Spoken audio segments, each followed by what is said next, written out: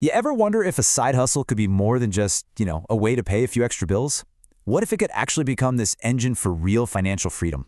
Well, today we're diving into the incredible story of how one entrepreneur did exactly that. Okay, just look at this number for a second. That's over $1 million. And get this isn't the total revenue from some huge corporation.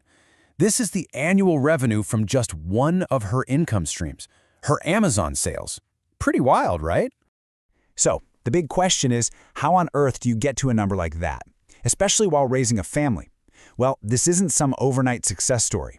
It's a story about a 20-year journey, a really painful failure, and one single critical pivot that changed absolutely everything. So, here's our roadmap. We're going to start with $1 million side hustle itself. Then we'll get into something called the passion project trap. So many people fall into this. We'll see the profitability pivot that saved her business, break down 3 business killers that you need to know about, redefine what success really means, and we'll wrap up with 4 questions you should ask yourself.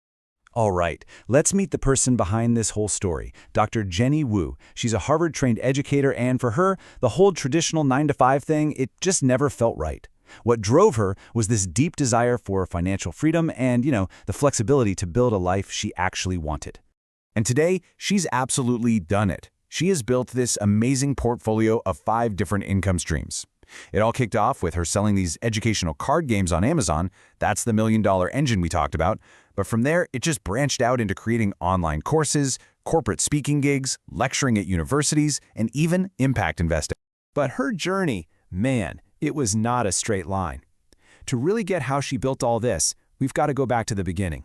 Back to a 5-year struggle that nearly crushed her dreams before they even got off the ground.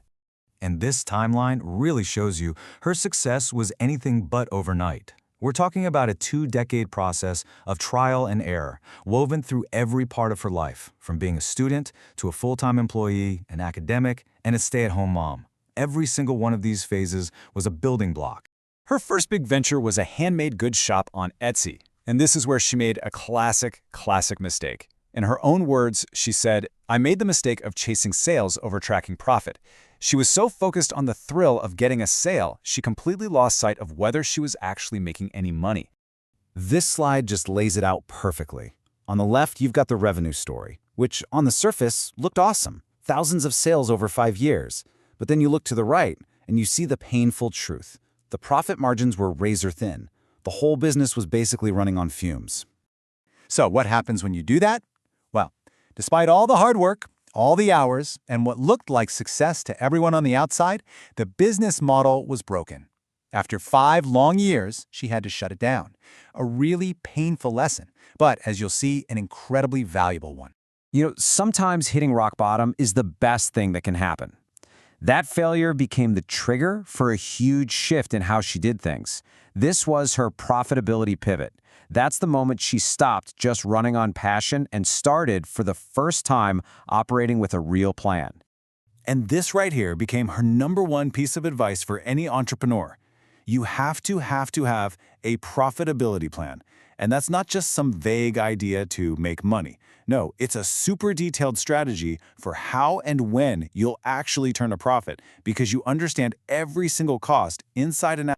It was like a light bulb just went off in her head. She finally got the difference between a passion project and a profitable business. A passion project, it feels good, sure, but a profitable business, that's something designed to scale, to be efficient, and to properly value your most important asset, your time. So, armed with this totally new mindset, she launched her first card game on Kickstarter. Now just look at the difference a plan makes. She had a clear funding goal, she knew her exact break-even point was just 60 units, and she ended up selling over 400. See, this wasn't guesswork, it was a strategy. And here's the genius part. Because she planned for that higher volume, she could get the games manufactured at a lower cost per unit. This wasn't a lucky break, it was baked into the strategy from the very beginning. A healthy profit margin was part of the business model from day one. So, from this whole journey of failure and then success, Dr. Wu was able to pinpoint these 3 hidden traps. Let's call them business killers. They're things that can quietly just destroy a side hustle, even when it looks like it's doing great. Trap #1 is underpricing. This goes right back to that painful lesson from her Etsy shop. As she says, Once you set a low price, that's where people think your value is.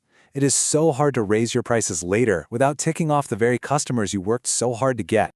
Okay, trap number 2 is a huge one: failing to account for your time. This, she learned, is the bright red line between a hobby and a real business. For her card games, the solution was using Fulfillment by Amazon, FBA, to handle all the logistics. That freed her up to actually grow the business instead of just packing boxes all day.